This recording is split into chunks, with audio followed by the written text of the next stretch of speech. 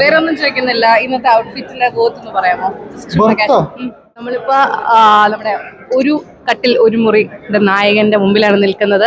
ഞങ്ങൾ ഭയങ്കര മാച്ചിങ് ആയിട്ടാണ് ഇന്ന് വന്നിരിക്കുന്നത് അല്ലേ? ബ്ലാക്ക് ഞങ്ങൾ പറഞ്ഞിരുന്നു, ഫോൺ വിളിച്ച് പറഞ്ഞിരുന്നു. ഓക്കെ, അപ്പൊ എന്തുണ്ട് വിശേഷം? പടം റിലീസ് ആയിട്ടിരിക്കണം, അതിന്റെ സന്തോഷത്തിലിരിക്കുന്നു. എല്ലാവരും പടം കണ്ട് അത്യാവശ്യം നല്ല അഭിപ്രായം പറയുന്നുണ്ട്. അപ്പോ ഹാപ്പിയാണ്.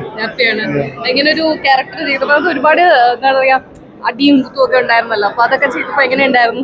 ഐ മീൻ, ഇതിന് മുമ്പുള്ള ചില ക്യാരക്ടേഴ്സ് ഒക്കെ ചെയ്യുമ്പോഴും ഈ ഒരു ക്യാരക്ടേഴ്സ് തമ്മിൽ എന്തെങ്കിലും വ്യത്യാസമായിട്ട് തോന്നിയോ? ഇല്ല, ഇത് രുക്മാങ്കദൻ എന്ന് പറയുന്ന ക്യാരക്ടർ കുറച്ച് എന്താ പറയാ, അത്യാവശ്യം സ്ട്രഗിൾ ചെയ്യുന്ന, എല്ലാവർക്കും എവിടെയെങ്കിലുമൊക്കെ റിലേറ്റ് ചെയ്യാൻ പറ്റുന്ന ഒരു ക്യാരക്ടറാണ്. നമ്മുടെ ജീവിതത്തിന്റെ രണ്ട് അറ്റവും കൂട്ടിമുട്ടിക്കാൻ ഓടുന്ന ആൾക്കാരെ നമ്മൾ കാണുന്നതാണ്. അപ്പോൾ അങ്ങനത്തെ ഒരു റിലേറ്റബിലിറ്റിയാണ് എനിക്ക് ഇതിനകത്ത് തോന്നിയത്. ബുദ്ധിമുട്ടൊന്നും ഉണ്ടായിരുന്നില്ല, കാരണം നമ്മളും കഷ്ടപ്പെടുന്ന ആൾക്കാരാണ്, നമുക്ക് മനസ്സിലാവും. റിലേറ്റബിൾ ആണ് ക്യാരക്ടർ, ഭയങ്കര റിലേറ്റബിൾ ആണ്. അപ്പോൾ അത്രേ ഉണ്ടായിരുന്നുള്ളൂ. പിന്നെ ചവിട്ടും എന്താണ് സ്റ്റണ്ടാണ്, ഓക്കെ ആയിരുന്നു. ഒരു വെറൈറ്റി നെയിമാണ്. അതെ, എങ്ങനെയാണത്?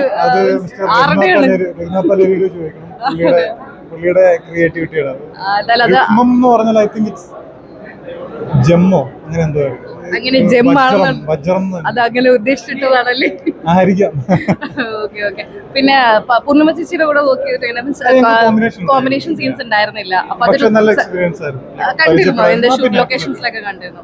കോ ആർട്ടിസ്റ്റോ പാർട്ട്ണർ ആയിരുന്ന?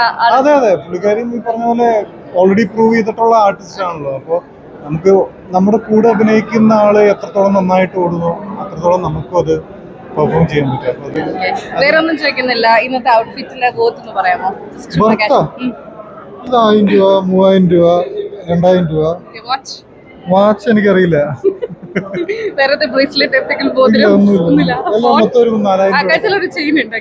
അത് റോൾ ഗോൾഡ് ആണ്. അപ്പൊ അതൊരു 1000 രൂപ, മൊത്തം 4200 രൂപ വരും. ഓക്കെ, അടിപൊളി. എന്തായാലും സന്തോഷം ഒരുപാട്. എന്തായാലും ഓൾ ദി ബെസ്റ്റ്. ഇനിയും നല്ല നല്ല പ്രൊജക്ട്സ് കിട്ടട്ടെ. Thank you so much.